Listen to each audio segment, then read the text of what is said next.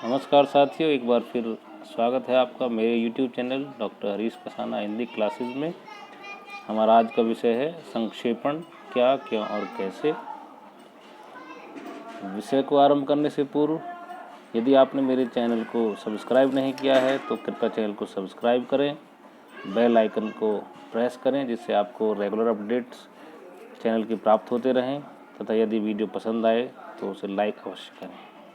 तो आरंभ करते हैं संक्षेपण, क्या, क्यों और कैसे। संक्षेपण। सूचना विस्फोट के इस दौर में अधिक से अधिक सूचनाओं को हथियाने की जबरदस्त होड़ लगी है। इस दौड़ में किसी की चाल कछुए जैसी है तो किसी की खरगोश जितनी। इन सूचनाओं को बटोर कर रखने के कई साधन आज के इस प्रौद्योगिकी और इलेक्ट्रॉनिकी युग में उपलब्ध हैं। सूचनाओं के संचयन में इलेक्ट्रॉनिक मीडिया ने अभूतपूर्व क्रांति ला दी है। बटन दबाते ही दुनिया के किसी भी कोने से अपेक्षित सूचना प्राप्त की जा सकती है और प्रेषित भी की जा सकती है। एक और अधिकाधिक सूचनाओं को प्राप्त करने की लालसा बलवती हो रही है तो दूसरी ओर मानव की व्यस्तता में दिन दूनी रात चौगुनी बढ़ोतरी हो रही है। इसका निराकरण किस प्रकार संभव हो? उत्तर यही होगा कि घटनाओं और तथ्यों के विस्तार में न जाकर मतलब की बात ले ली जाए, यानी कार्य सिद्धि के लिए अपेक्षित जानकारी प्राप्त कर ली जाए। विस्तृत जानकारी प्राप्त करना तो विशेषज्ञों या शोधार्थियों का क्षेत्र है। सूचना की बारीकियों में न जाने के उद्देश्य में ही अब लघु संस्करण की परंपरा दिन प्रतिदिन बढ़ती जा रही है। विस्तृत ब्यौरे की उपलब्धता का अपना महत्व है। हर स्थिति में और प्रत्येक बार हमें विस्तार में जाने की जरूरत नहीं पड़ती, हमें मुख्य तथ्यों पर ही ध्यान केंद्रित करना होता है। कहावत है, सार सार को गही रहे थोता दे उड़ाए। विद्यार्थी, लिपिक, अध्यापक, प्रतियोगी, प्रशासक, प्रबंधक, एडवोकेट, न्यायाधीश आदि सभी के सम्मुख ऐसी स्थितियां आती हैं जब उन्हें किसी विस्तृत विवरण को संक्षेप में प्रस्तुत करना होता है। बड़े बड़े प्रतिष्ठानों, कार्यालयों में अधिकारियों को प्रतिदिन ढेरों फाइलें निपटानी होती हैं। गंभीर प्रकरणों से संबंधित अति महत्व की फाइलों को गहराई से पढ़ने की जरूरत तो संबंधित अधिकारियों को पड़ सकती है, लेकिन अधिकांश विचाराधीन पत्रों, मिसलों या प्रकरणों के ब्रीफ की जानकारी ही फाइलों के निस्तारण के लिए पर्याप्त होती है। प्रत्येक फाइल को आद्यपांत पढ़ने से तो उनके निस्तारण में अत्यधिक और अनावश्यक विलंब होगा। इसलिए उच्च अधिकारियों के कार्य को सुकर बनाने के लिए अधीनस्थ अधिकारी या पदाधिकारी संबंधित पत्र का संक्षेप तैयार करके उसे प्रस्तुत करता है। इस प्रक्रिया में वरिष्ठ अधिकारियों के अमूल्य समय की बचत होती है और कार्य का निष्पादन भी विधिवत संपन्न हो जाता है।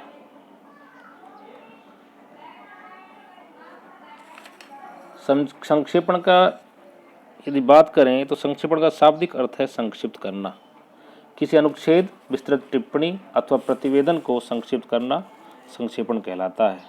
इसे सार लेखन भी कहा जाता है। अंग्रेजी में इसे प्रेसिस राइटिंग कहा जाता है। हिंदी में भी इसके कई नाम शब्द हैं।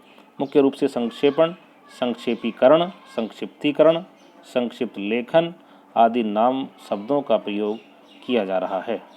किसी विस्तृत लेख, आख्यान, विवरण, पत्र, सूचना आदि में निहित तथ्यों का सरल सुबोध भाषा में इस प्रकार प्रस्तुत करना कि मूल अवतरण की सभी अपेक्षित महत्वपूर्ण बातें उसके तथ्यांश में समाहित हो जाएं, यही संक्षेपण है।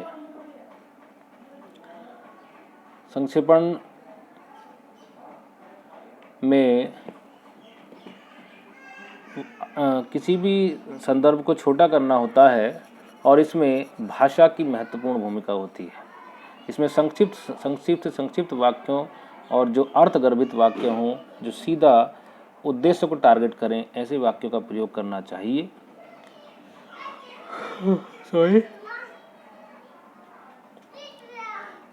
संक्षेपण की व्यवहारिक उपयोगिता की यदि बात करें तो व्यवहारिक दृष्टि से तो संक्षेपण का महत्व है ही, इसका व्यवहारिक उपयोग भी कम नहीं है। विद्यार्थी इस कला का विकास करके प्रतियोगिताओं और परीक्षाओं में अच्छा प्रदर्शन कर सकते हैं। विद्यार्थी पूरा लेक्चर सुनने के बाद या पूरा अध्याय पढ़ने के बाद नियमित रूप से उसका संक्षेप लेख तैयार करने की आदत डाल लें तो उन्हें निश्चय ही अपने लक्ष्य को साधने में अद्भुत सफलता मिलेगी।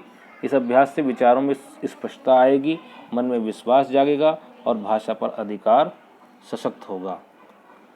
नंबर 2, हमारा अध्ययन कार्य जब मन में इस बात को धारण करके चलेगा कि अमुक पाठ को पढ़ने के बाद या अमुक लेक्चर को सुनने के बाद उसका संक्षेप लेख तैयार करना है, तो हम विषय वस्तु को ग्रहण करने के प्रति अधिक सक्रिय और सतर्क रहेंगे, जिससे धारण शक्ति और बोधन शक्ति का विकास होगा। नंबर 3, संक्षेपण के माध्यम से अध्यापक अपने विद्यार्थियों को कम समय में ही अधिक जानकारी दे सकते हैं। जिस अध्यापक में अपने 40 मिनट के लेक्चर को अंतिम 5-10 मिनट में दक्षतापूर्व शार्प रूप में प्रस्तुत करने की क्षमता होती है, वह कुशल अध्यापकों की श्रेणी में आएंगे। नंबर 4, पत्रकारिता के क्षेत्र में जुड़े लोगों के लिए इस संक्षेपण का विशेष महत्व है। घंटों तक चली किसी सभा की कार्यवाही को एक सफल पत्रकार चंद अनुच्छेदों में इस तरह से प्रस्तुत कर देता है कि पाठक को समस्त अपेक्षित जानकारी प्राप्त हो जाती है।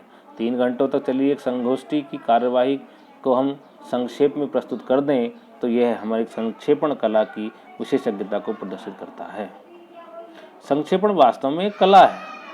कला को विशिष्ट योग्यता भी कहते हैं। अपने अनुभव और ज्ञान के आधार पर अच्छी तरह नियम तथा व्यवस्था पूर्वक और संबद्ध सिद्धांतों का ध्यान रखते हुए कोई काम ठीक तरह से करने से या कोई कृति प्रस्तुत करने का कौशल या चतुरता कला है। व्यापक दृष्टि से यदि हम देखें तो पाएंगे कि प्रत्येक कार्य को कुशलतापूर्वक संपन्न करने के लिए कला अपेक्षित है। संक्षेपण में भाषा की महत्वपूर्ण भूमिका होती है। भाषा को जटिलता से बचाने के लिए पूरी कोशिश होनी चाहिए।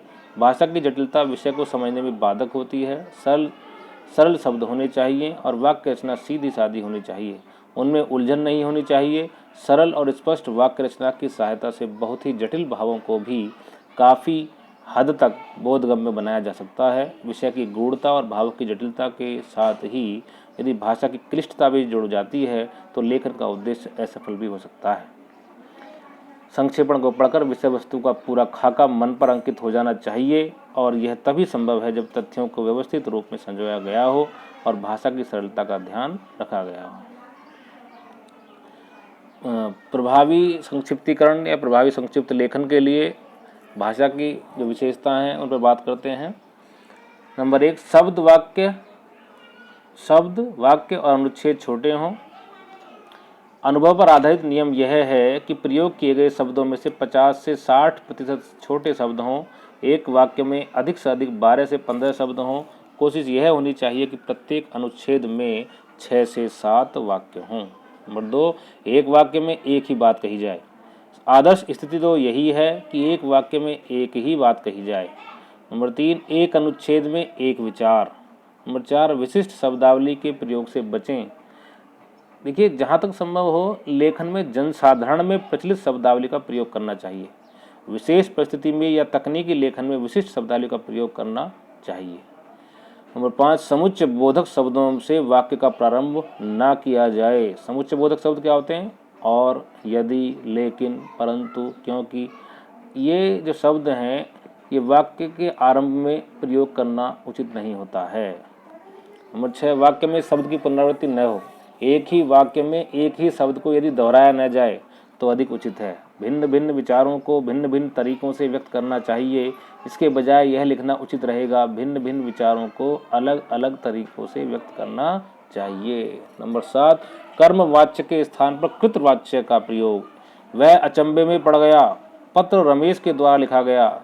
इनके स्थान पर क्रमशः यदि लिखें, उसे अचंभा हुआ, पत्र रमेश ने लिखा, तब ज़्यादा बोधगम्य स्थिति उत्पन्न होगी।